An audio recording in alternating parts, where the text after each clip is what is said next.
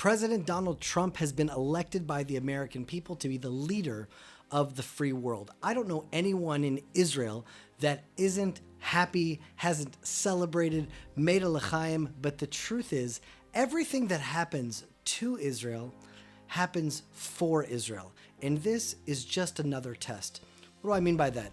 October 7th, however painful it might be, has turned us into the people that God created us to be.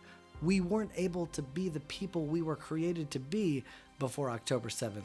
We were fighting. There was the judicial reform. There were battles in the streets of Tel Aviv about Yom Kippur prayers. All of a sudden, October 7th happened. We became united. We became powerful. We became more independent. We understood that we had a mission as a people in our land, and it molded us much closer into becoming the people that Hashem chose us to be. And right now, there is a new test. Are we still going to remain independent? Are we going to make all of our arms in America because now our friend, President Donald Trump, is the president of America? Are we going to be who we were created to be or not? Are the Jews in America? Are you going to now be comfortable and stay in America for another 4 years? Or are you already going to make your plans to move to Israel? A nisayon comes exactly at the right time when we learn about the nisyonot, the tests of Abraham.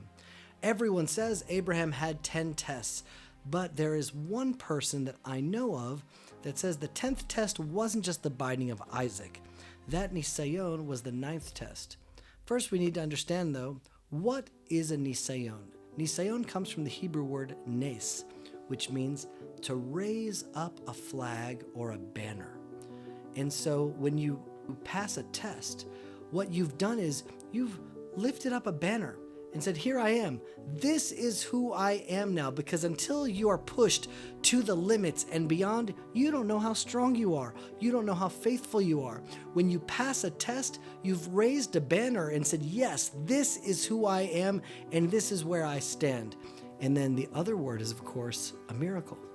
Nes literally means miracle, because who gave you the strength to pass that test to begin with?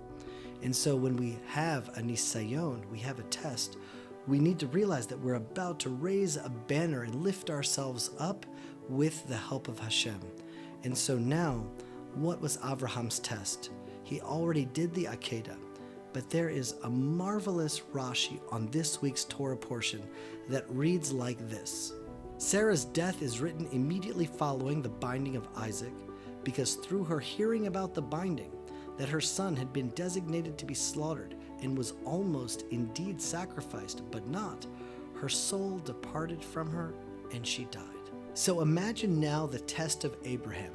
He had passed all of the tests. He had moved to the land of Israel. He had fought kings. He had lived through God knows what. Finally, he sacrificed his only son, only to then say, Abraham, stop, you've passed the test. And then what happens? His beloved wife hears about the binding of Isaac, and her soul leaves the world. And now he has to live with this final test of what on earth is God doing to him? And I think that that is the most powerful message for all of us to take with us today. Life is a test. Everything that happens to us happens for us. It's only for our good, but no matter who's the president and who's not the president, the test remains the same. Will we live out our destiny? Will we become the people that God chose us to be? Will you become the person that Hashem created you to be? Everything that happens is a nisayon, and that's why Abraham is the father of many nations, because his spiritual life wasn't easy.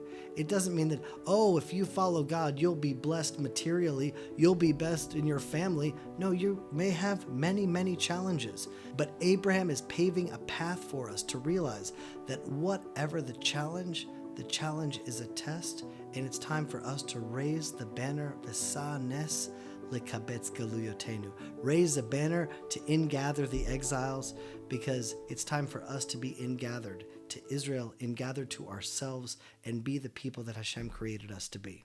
Hey, this is Jeremy Gimpel. If you enjoyed that content, then you will enjoy all the content on the Land of Israel Network at www.thelandofisrael.com. And if you want to take it up a level, you can join our global community of people that learn together, that work together, that are all a part of a global movement of over 1,000 families all over the world. And you can join the Land of Israel Fellowship. Check it out on thelandofisrael.com.